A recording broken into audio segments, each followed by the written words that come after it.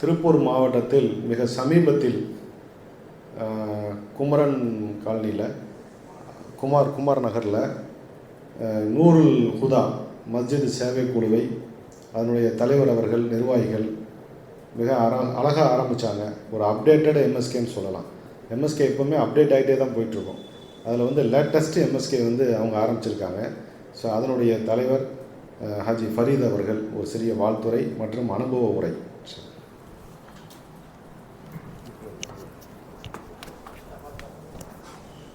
அஸ்ஸலாமு அலைக்கும் வரஹ்மத்துல்லாஹி வபரகாத்துஹு.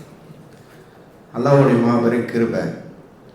நம்மளுடைய பகுதியில் நம்ம வாழ்கிறோம், எந்த மாதிரி மக்கள் வாழ்கிறோம் என்று நம்மளுடைய வேலையின் ஓட்டத்துக்கு நம்ம ஓடிக்கொண்டே இருக்கிறோம்.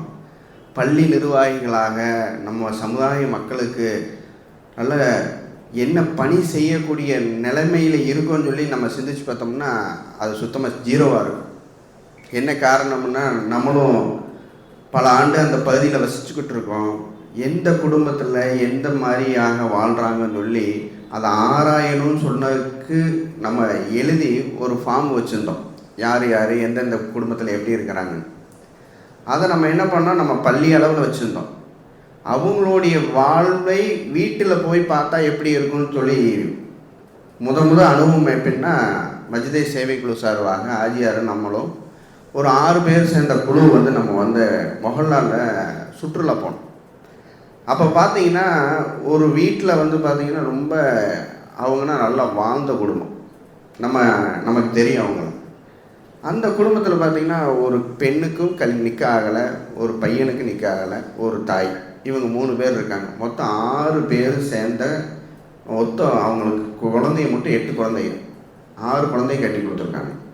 இப்போ இந்த சமுதாய பணிக்கு நம்ம இன்வால்வ் ஆகாதனால, அந்த விஷயங்கள் போகாதனால நம்மளுடைய மொஹல்லாலேயே யார் எந்த தராதாரத்தில் இருக்காங்கன்னு நமக்கே தெரிய மாட்டேங்குது. அதனால் இந்த மஜ்தே சேவை குழு சார்பாக இது எப்படி ஆகி போச்சுன்னா, பள்ளி கண்ணு மாதிரி ஆயிடுச்சு, ஹார்ட்டு மஜ்தே சேவை குழு ஆயிடுச்சு. இப்போ ஹார்ட்லேருந்து பிரிவு வச்சா கண்ணு பிரைட் ஆகும். அந்த மாதிரி விஷயங்களை மிக சிறப்பான முறையில் செய்கிறாங்க. இன்ஷா அல்லாஹ் ஆஜியா சொன்ன மாதிரி முதல் அடிப்படை எந்த இடத்துலேருந்து சுகர்லேருந்து ஆரம்பிக்குதோ அந்த சுகரை அழித்து காட்டுவோம் என்ற அநேகமான நிய்யத்தோடு அல்லாஹ்வுடைய துவாவோட இன்ஷா அல்லாஹ் இனிமேல் வரக்கூடிய காலத்தில் அனைவரும் இன்ஷா அல்லாஹ் பயணம் செய்வோம். அஸ்ஸலாமு அலைக்கும்.